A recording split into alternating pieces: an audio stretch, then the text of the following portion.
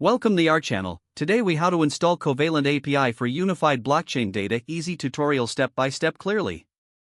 To install the Covalent API for unified blockchain data, start by visiting the official Covalent website. Once on the site, navigate to the documentation section. Here, you will find detailed information about the API and its features. Next, sign up for a free account if you haven't already. After signing up, log into your Covalent account. Now, locate the API key section in your dashboard. Copy your unique API key, as you will need this for authentication.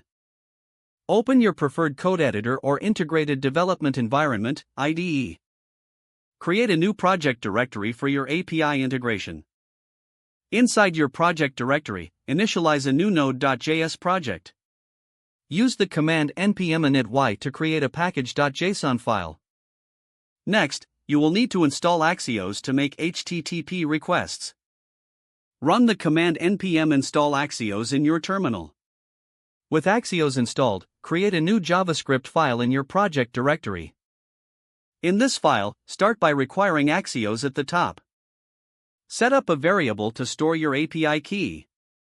Next, define the base URL for the Covalent API. You can refer to the documentation for the correct endpoint structure. Now, create a function to fetch data from the API. Inside this function, use Axios to send a GET request to the appropriate endpoint. Make sure to include your API key in the request headers. Once you receive the response, log the data to the console. You can also handle any errors that may occur during the request. Test your function by calling it at the end of your JavaScript file. Save your changes and run the script in your terminal. If successful, you should see the blockchain data displayed in your console. Congratulations, you have successfully installed the Covalent API for unified blockchain data.